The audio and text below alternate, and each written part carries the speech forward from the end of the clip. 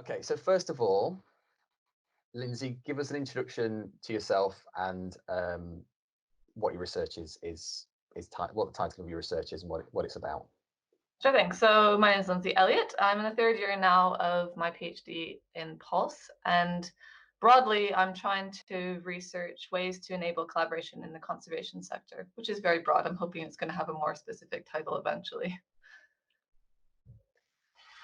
Great, brilliant. So can you go into a bit more detail about the research context that you're working in?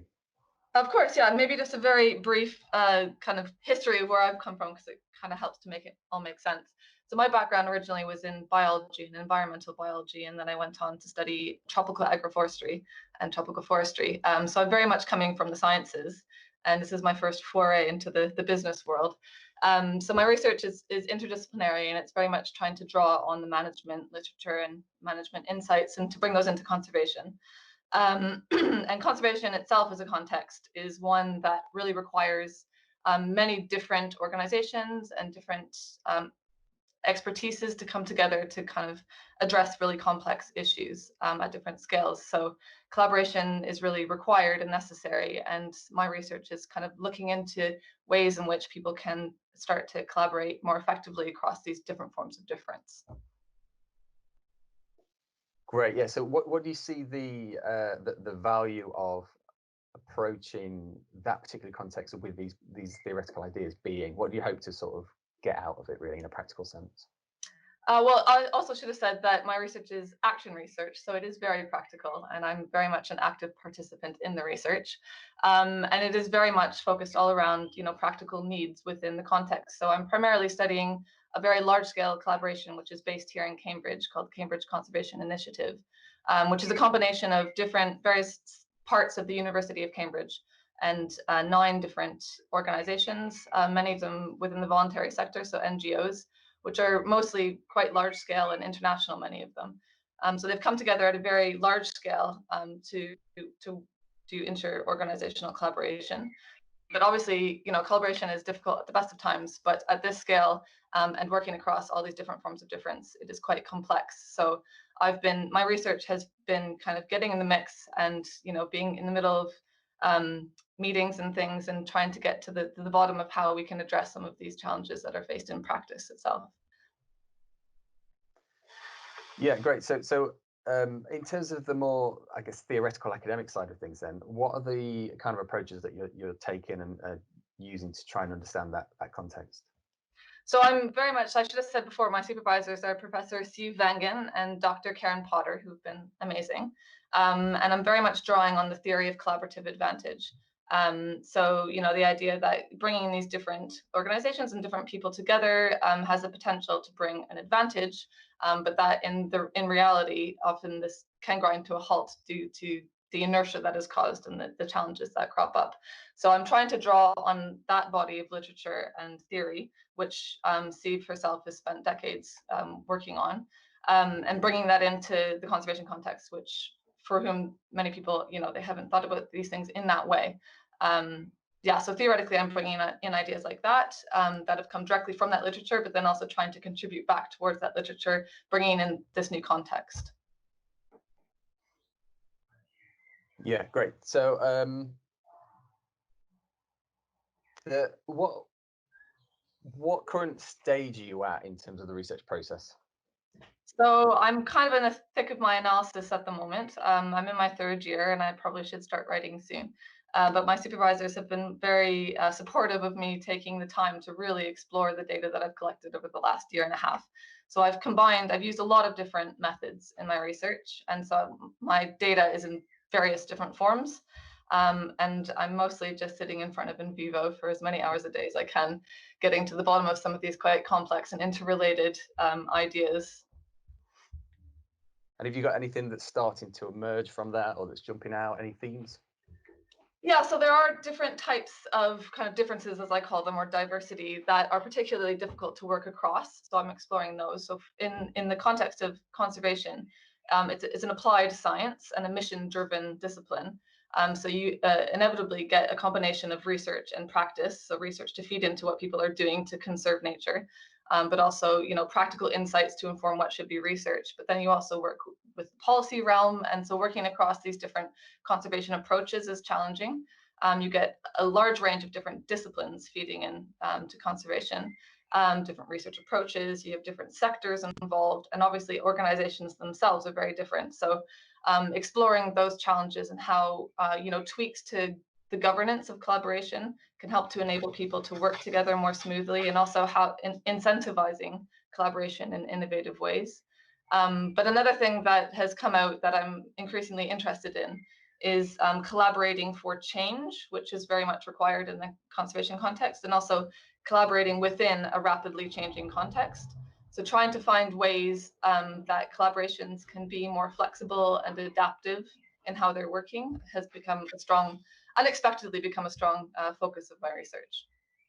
Yeah, and is that anything to do with the current context? Obviously, we're in the pandemic around COVID, coronavirus. Has that impacted it at all? Yes, so I was going to say that I feel very fortunate that I was able to complete my field work, if you want to call it that, before the pandemic hit. But that's just for us, the latest and most extreme example of why we all need to be able to adapt. The conservation world itself has been changing increasingly rapidly over the years, with activism and youth activism in particular becoming more and more strong and empowered and organized. So yeah, I think conservation organizations are really having to find new ways of working rapidly. And also it's a context that is very underfunded. So yeah, finding innovative, creative ways to work is important. Okay, brilliant. I guess the final question then would be, what do you see as the next steps, and what are your plans more widely for the future? For me personally, Yeah, well, I should probably personally write and professionally. at some stage. Yeah, I'm a bit torn. I was very honest when I applied for my PhD funding that I wasn't certain that I wanted to be in academia at the end of the day. I'm a very pragmatic person, and I've always worked, flip-flopped between doing research and, working in the field, literally in the field, in the forest somewhere. So for me, the practical element is really central. I think eventually I'd love to set up my own organization or to do something really creative in that sense.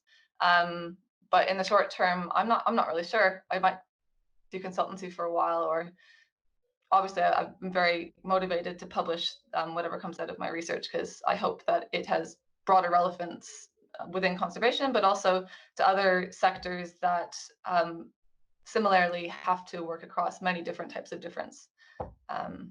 Yeah, we'll see. Okay, great. I think that's everything really that was on the original list that I sent you. Is there anything else that you want to sort of pitch in that you thought about? Yeah, there was one thing I was thinking about recently, which is that I'm primarily working with people who are coming from the natural and physical sciences and have very scientific approaches. And that was originally my own training as well. And this research now is coming at it from a completely different approach.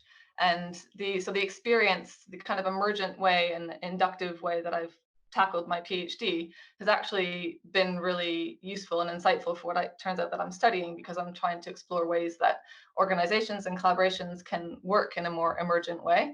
So it's funny, it's kind of come full circle that the experience of my PhD itself has actually kind of fed into the things that I've been doing in my action research, and working with people who are very scientifically minded to show them that you don't always need to start with a hypothesis and find ways to saying whether it's true or false. You can have a general idea and refine what you're thinking or adapt to whatever comes up. So yeah, that's been an interesting insight.